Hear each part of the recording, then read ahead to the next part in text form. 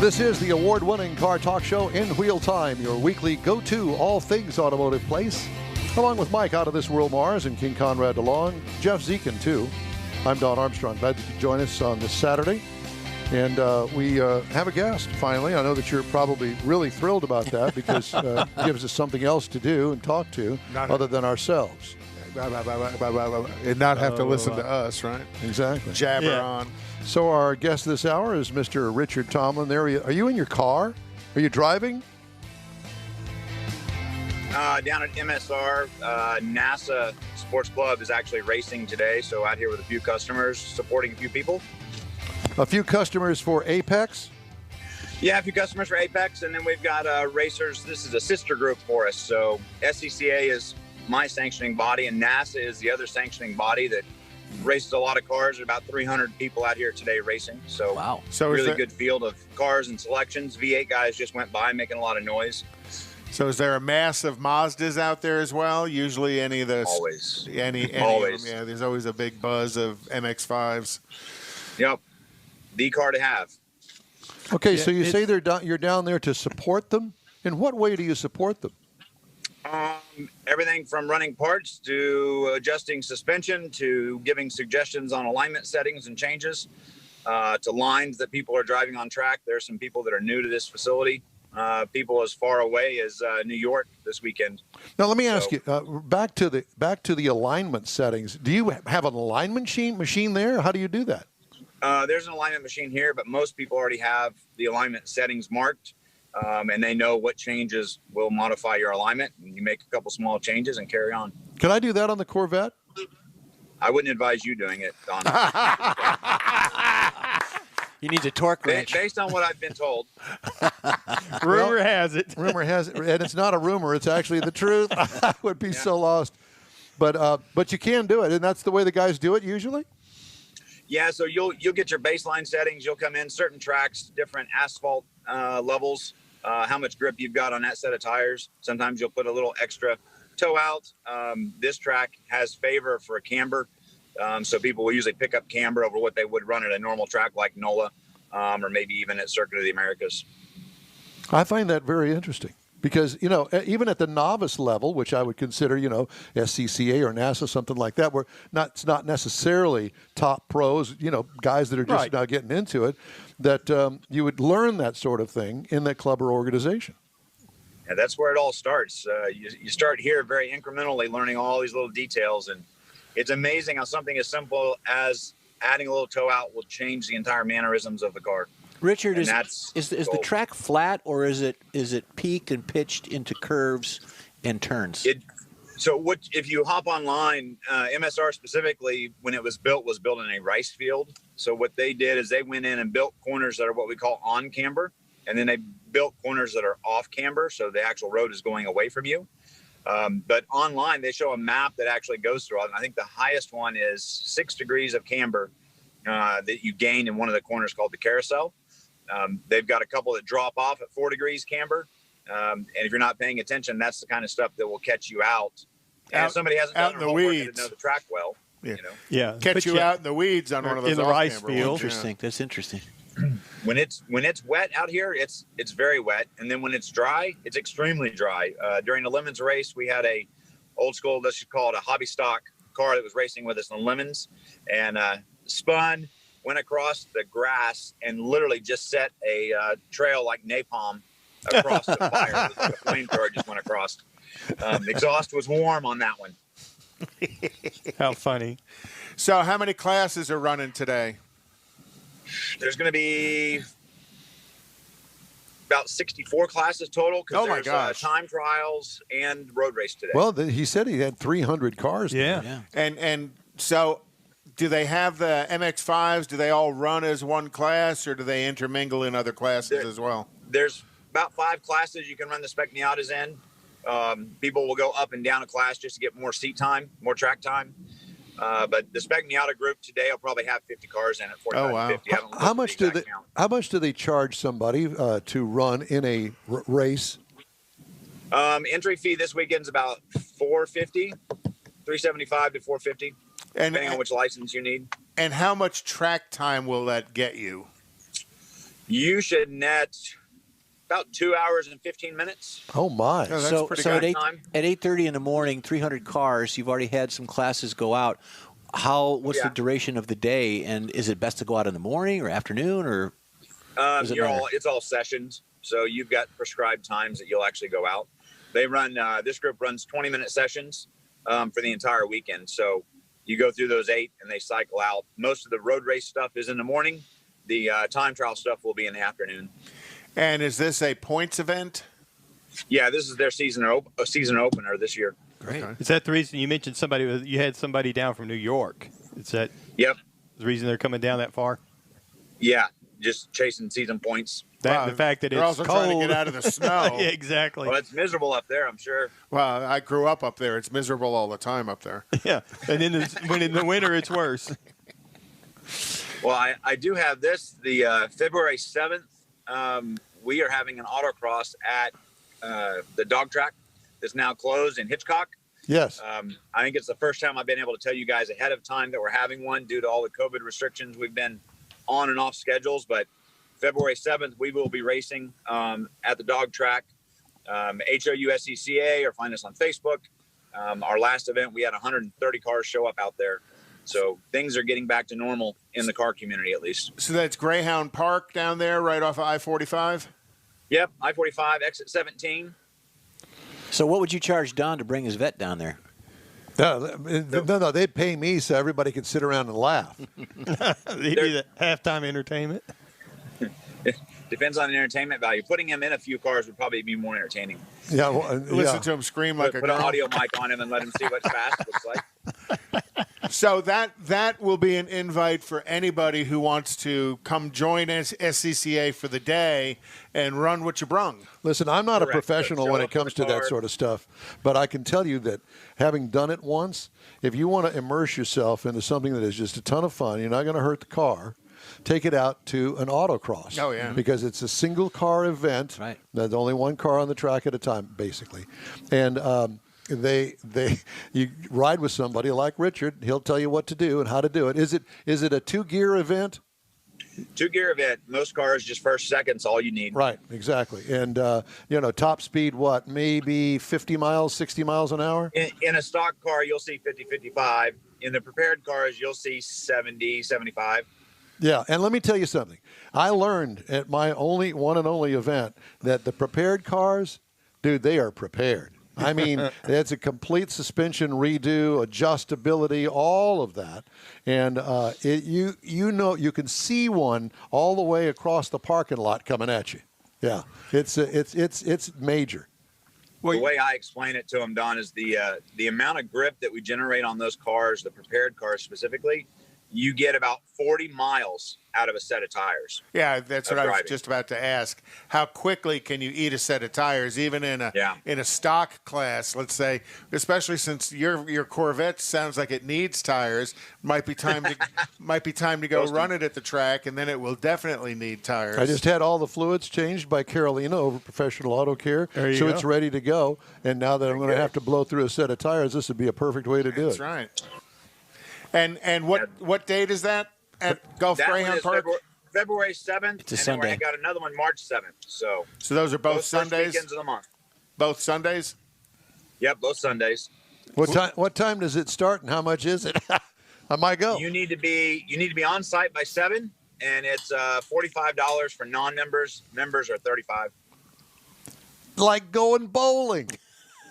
Right. And if you drink beer, it's cheaper than going bowling. And wear your bowling shirt while you're out I'll there. wear my bowling shirt. Well, I don't think Richard wants you drinking beer there. I don't drink beer. We've already talked about Everclear and Yeah, no. and See, if tequila. I'm gonna I was talking about it drink, being it's not. cheaper than buying a bunch of beer while you're bowling. It'd be cheaper to go drive the car. I don't drink beer, and I go for the hard stuff. So you got that right. That's even worse. It's in his windshield washer. It's in the windshield washer bottle. Hey, so the Corvette, Don, you should get some tires, though, because it looks like April we will be holding an event called Track Night in America. This is from the SCCA National Office, but they put 50,000 people on track last year across the U.S. Oh, wow. There's an event where you come in, you pay like $175, and you'll get basically 45 minutes to an hour of real track time.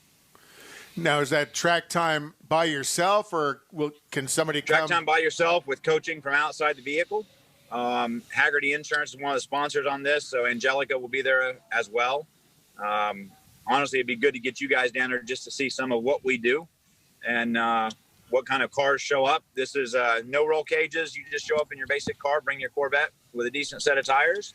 We're going to get you out on a small track, Grand Sport Speedway, and get you out there to play a little bit and learn some of the things we do in our club. Do you have a date on that, Richard? Yeah, April 7th. We don't have a date just yet. We're still working with Grand Sport, and we got a couple things going on in April, so timing is key, and we're trying to pick the right weekend. I think we got 4 events that month. Okay, cool. Now, are you as soon as I get a date, I will let you know, Don. Okay. Are you one of the coaches? Yes, I will be. I should be the lead coach. We'll see what happens, though. If I can get somebody else to come in so I can go be a social butterfly, I'll probably go social butterfly. Be a good opportunity to take an Olds rally out there.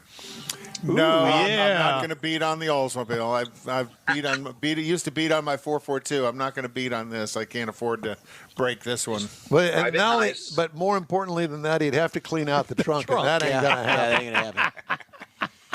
Tires and shocks. Yeah, exactly. They never let up, Richard. So, Richard, did you bring a car out to this event today? Nope, no cars for me today. All my stuff's broken again, so that's how it goes. But how did you break it and where? This is still recovering from Mexico. We took that rocket ship apart, and we upgraded from our little 5.3 motor to a 7-liter. Oh, wow. So a little more power. A little. It should be amazing. So when are you going back to Mexico to run? April. So end of April, we're back in Mexico. So you're busy April. Busy April. Yeah, April. We've also got Wrench Rally happening again. We're going to go from Houston to Vegas. I saw that. Goal is to donate 10 cars to single parents. Yep. So we donated 6, fall. So this spring we're going to try and get 10 vehicles donated. Yeah, you're going to go from here to Vegas, or you're going to go Vegas back to here? Here to Vegas. Here to Vegas. Oh, okay. So we'll buy a cheap car here and road trip it to Vegas. And one of the participants from the Wrench Rally here is in Phoenix, and he runs a car charity there. So we'll be donating directly to his charity. You talked about that before. It sounds like a fun event. It really sounds good. And what's your dollar limit on buying a car here? Well, we're changing some of the rules. So what we're going to do is, when we did the last one, we set the value at, I think it was $1,750. But what we found was, when you're donating the car to a single mother or a single father, they need something with 4 doors, not 2. So we had a bunch of people running up grabbing BMWs, Mercedes, and Audis that were 2 doors. Great cars for the money, but it didn't help the family. So we're going to up the value, and we're going to increase the entry fee to where we go to a 4-person team instead of 2. Gives people more time to rest, relax, enjoy the event, and gets us a better car to donate to those single parents. Oh, nice. Yeah, because the people sitting in the back are not going to be wanting to be sitting in the back of a Mazda Miata because there is no back. Exactly. So you're expecting a few more minivans and Suburbans and Tahoes this one, huh? Hoping anyway. That is the goal for sure. Yeah, that'd be cool. For sure. And for people to understand what Wrench Rally is, Richard coordinates the Wrench Rally. And go ahead and tell us what the criteria are to attend. Well, what happens really is you get a bunch of your friends together, you buy a car, and literally the next day you set out on a 2,000-mile road trip with 3 of those best friends. And we set up rally points along the way, things you have to find, riddles, puzzles, if you want to call them that. We have waypoints, which are designated points that you have to go to within a certain amount of time. But then you can go off course and get all these additional bonuses. And it's a road trip, social event. We've got a service truck. We've also got Haggerty's on board with their AAA, basically. They have a roadside service that they'll provide for events that's just second to none. And it's about having a good time with friends and family.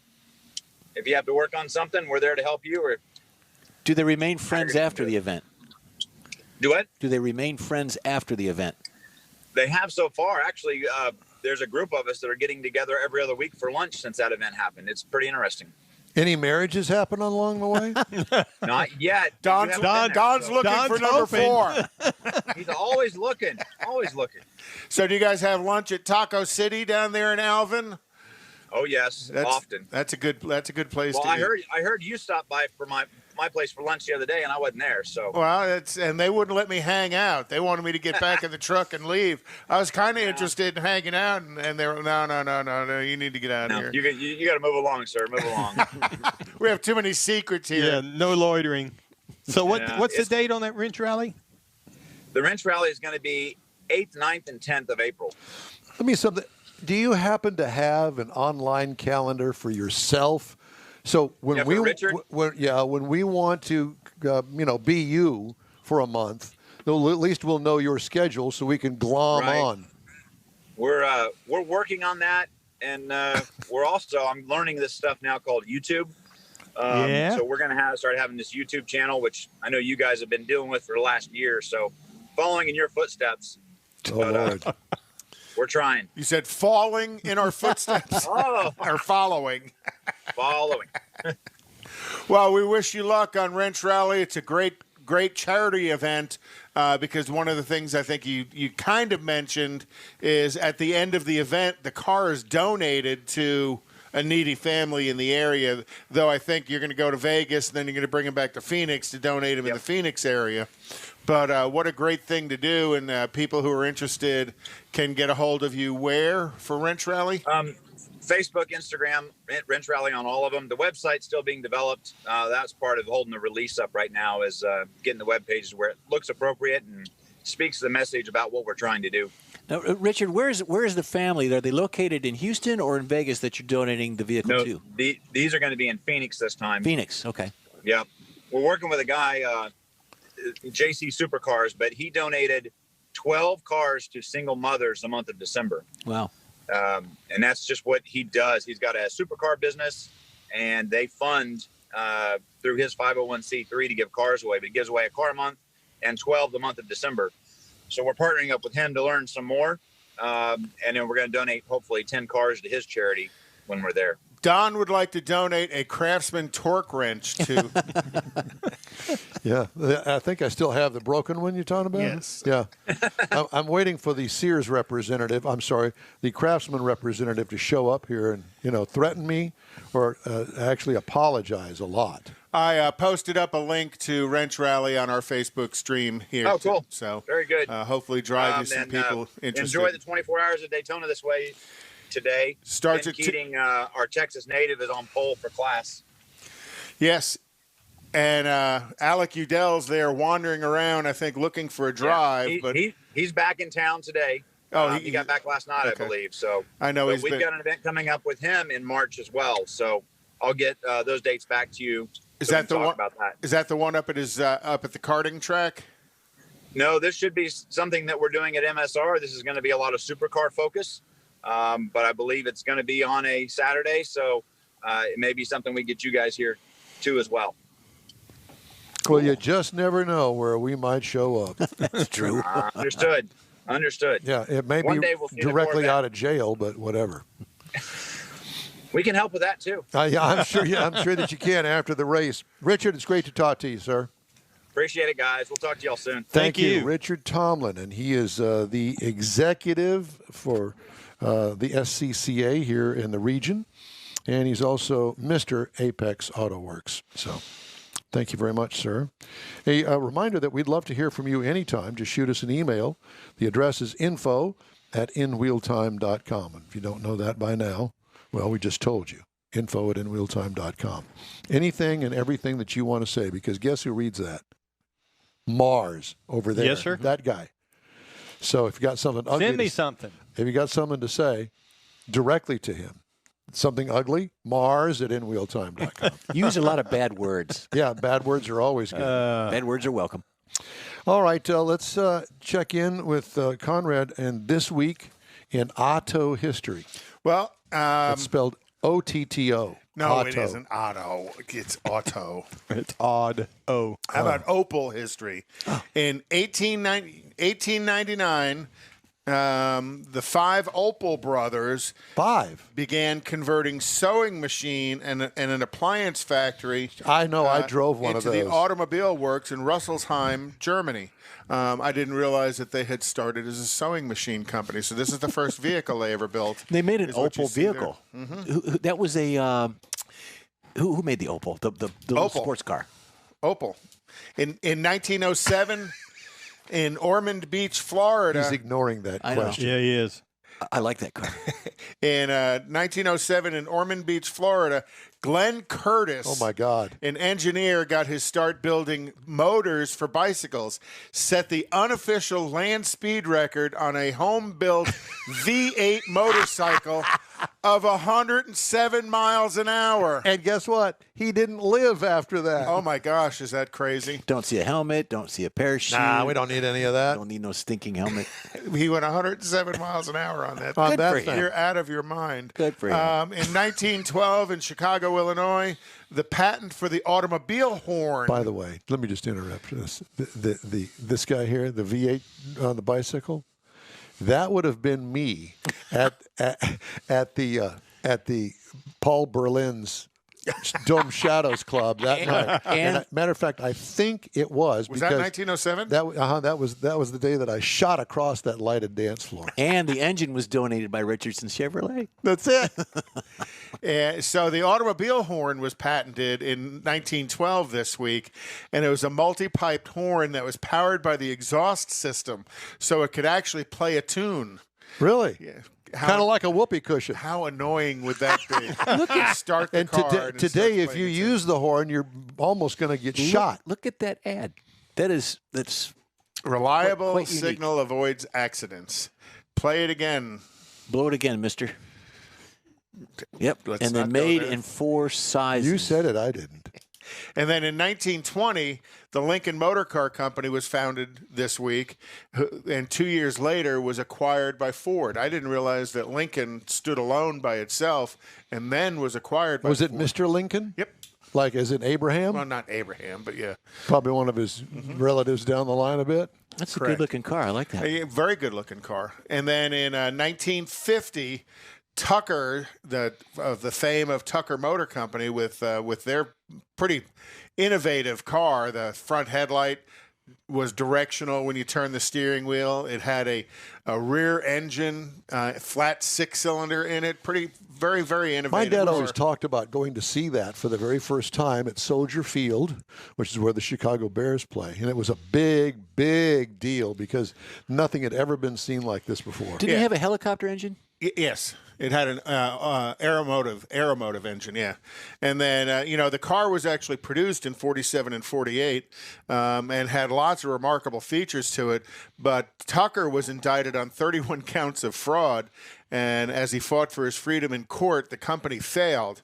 So this week in 1950, Preston Tucker was cleared of all fraud charges against him, but it was a little too late, and the company had already failed. But Tucker Automobile was quite a historical car, and many believe that the legal actions against Tucker were sponsored by the big 3 automakers who feared they the were. competition. Yeah. Yeah, conspired. Right. Yeah. And then the movie Tucker, it's worth watching. Yeah. It's actually a very cool movie talking about the story. There's a second picture of this same car if you roll I'm rolling. the picture. So, again, the engine was in the trunk, and that's the air for the radiator coming back. Look at the 6 exhaust pipes on it. Pretty cool little car. Well, for the era, yeah. Very cool car.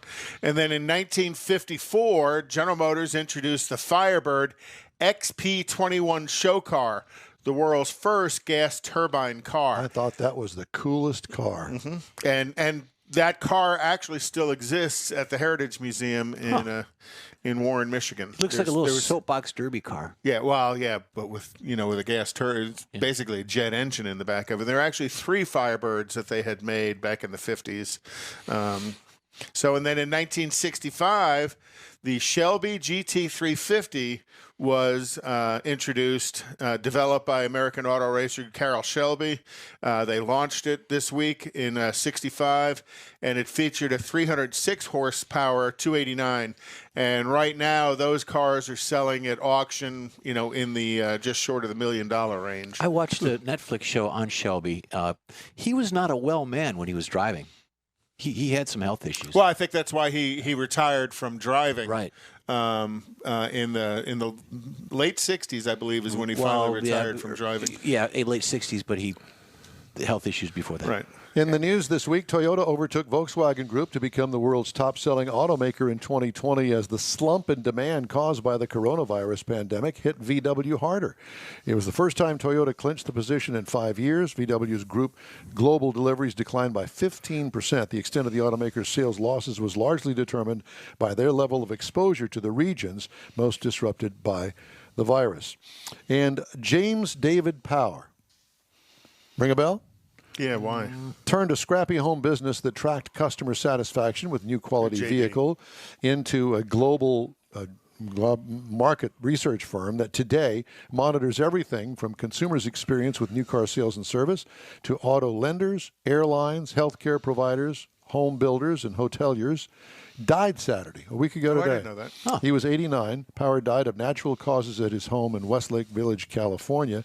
J.D. Power today, headquartered in Troy, Michigan, was launched in the family kitchen with an automotive customer survey thing that measured and ranked new vehicle quality. The company entered in the auto market with the first client, Toyota, back in 1969. And that's it for this. Is the dominant survey. Oh, absolutely.